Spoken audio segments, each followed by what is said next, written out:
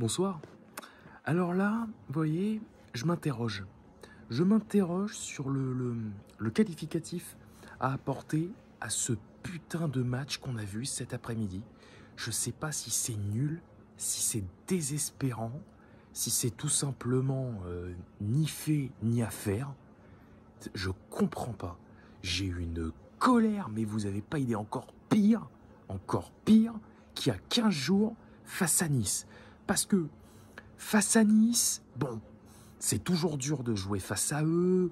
On était à 4 jours d'un match en Ligue des Champions.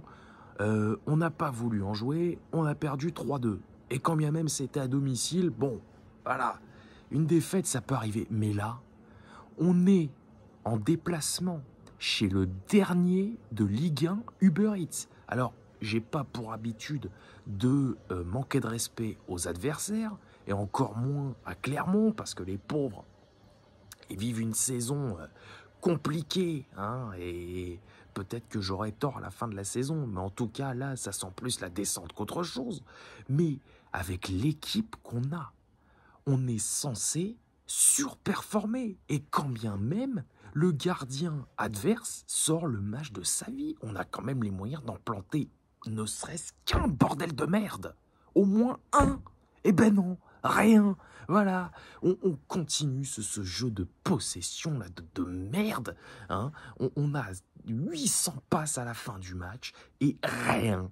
Rien. Alors après, on me dit, ouais, ça arrive, on a battu Lyon, on a battu Marseille, on a battu Dortmund. Mais sur ces 3 matchs-là, Lyon, Marseille, Dortmund, il y a 2 équipes sur 3, et même l'OM, c'est loin d'être génial, hein, mais Lyon et Dortmund, ils sont sous camisole. Ils sont au bout de leur vie. C'est un minimum, bordel de merde, qu'on les batte. Et là, contre Clermont, non mais les gars, il faut pas déconner, merde. Et là, j'ose espérer que notre putain d'entraîneur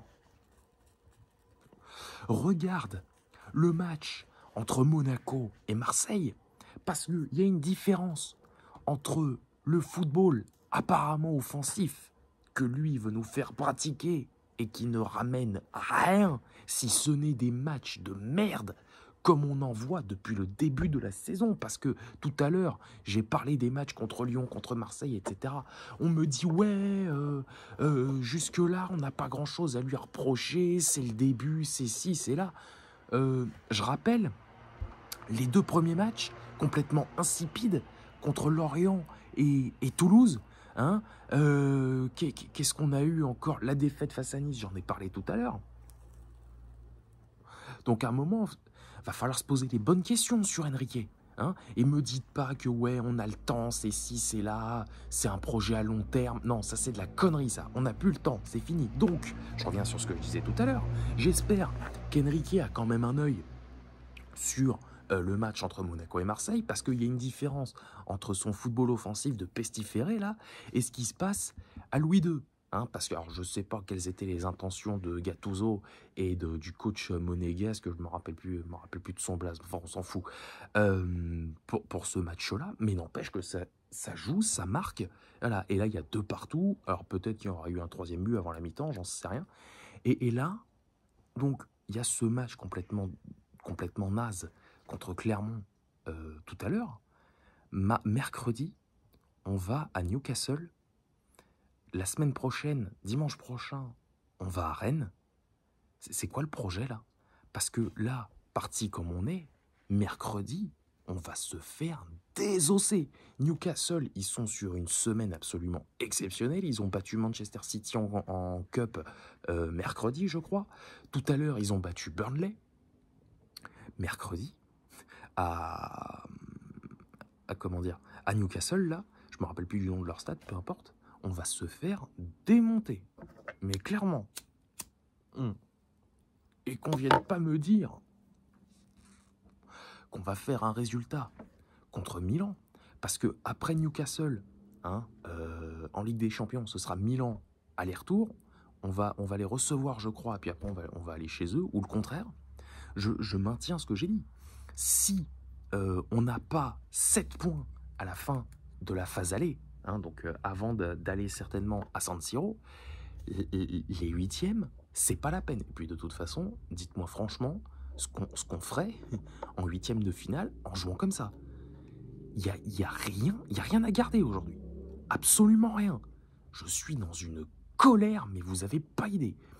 Et je me chie dessus pour mercredi. Non seulement pour mercredi, mais en plus pour dimanche prochain à Rennes. Parce que ça, on l'oublie souvent. Mais à Rennes, on en chie. Mais on en chie des ronds de chapeau. Putain. Ce club m'épuise.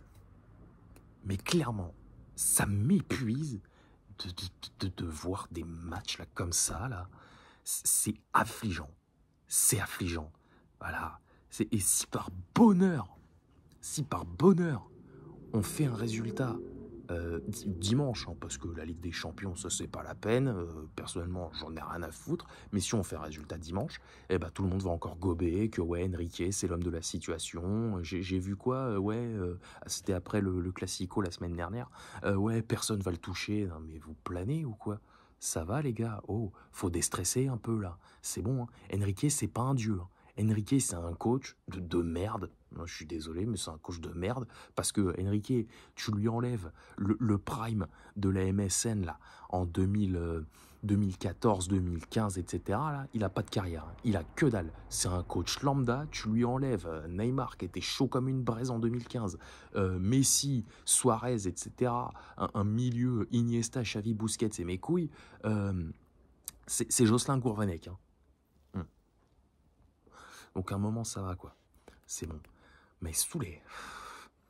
Vous m'avez gonflé. Putain, le match, c'est terminé. Et j'avais qu'une seule hantise au fur et à mesure que les minutes passaient, c'était qu'on en prenne un. Parce que qu'on ne marque pas, c'est une chose. Mais alors, si on l'avait perdu, celui-là. Bordel de merde. Allez, je m'arrête là. La nuit va encore être longue et très très douloureuse. Et bon, c'est comme ça. Hein. Vous nous faites chier. Allez, salut.